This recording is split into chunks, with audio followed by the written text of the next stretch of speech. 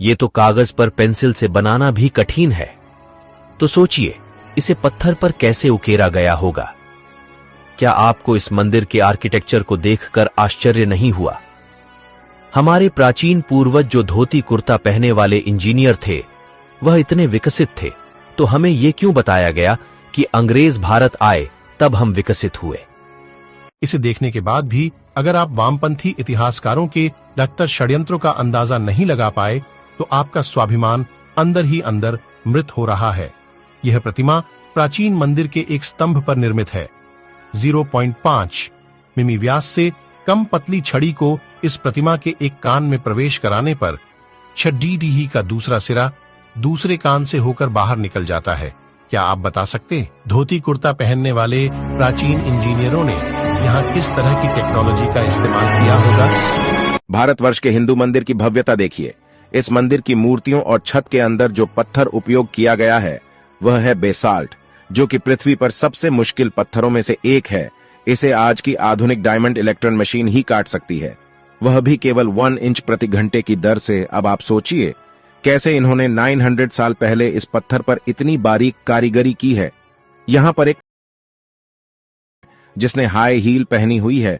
सबसे ज्यादा अगर कुछ आश्चर्यजनक है वह है इस मंदिर की छत। यहां पर इतनी बारीक कारीगरी की गई है जिसकी सुंदरता देखते ही बनती है।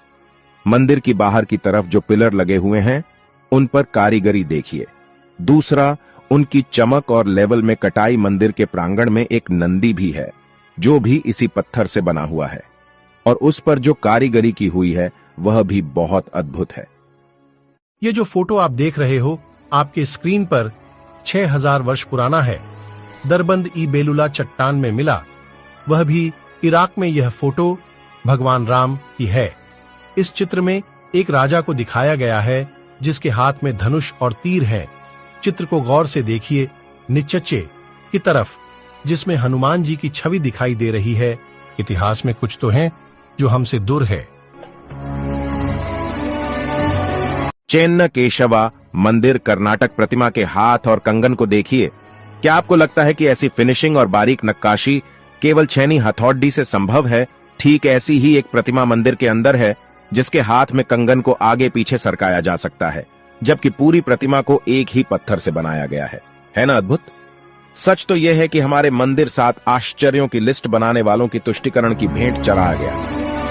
1000 साल नहीं, 5000 साल नहीं, 10,000 साल भी नहीं और 20,000 साल भी नहीं।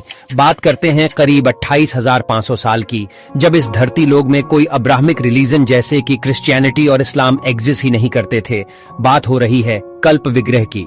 साल 1859 में नेपाल में शिव जी की एक ऐसी सॉलिड ब्रोंज से बनी मूर्ति मिलती है जिसे जब यूनिवर्सिटी ऑफ कैलिफोर्निया में रेडियो कार्बन डेटिंग की जाती है तो यह पता चलता है कि यह मूर्ति करीब 26,000 साल से 28,000 साल पुरानी हो सकती है, जो पूरे हिंदू इतिहास में धरती पर मिला सबसे पुराना लॉर्ड शिवा का आइडल था।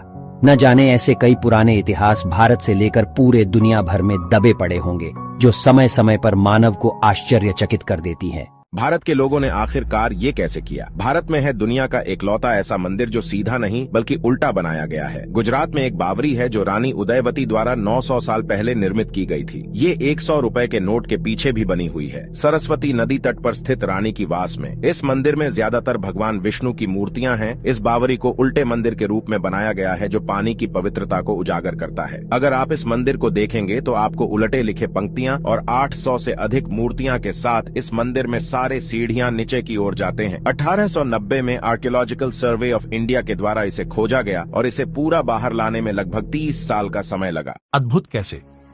इतना घर्षण रहित तो बेयरिंग लगाने पर भी न चल सकेगा।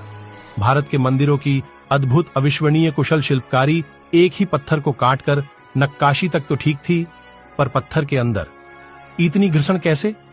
मेरे पास शब्द नहीं है। आप ही कुछ बताइए कमेंट्स पर। बस हम और आप कल्पना कर सकते हैं, आधुनिक मशीन भी नहीं कर पाएगी।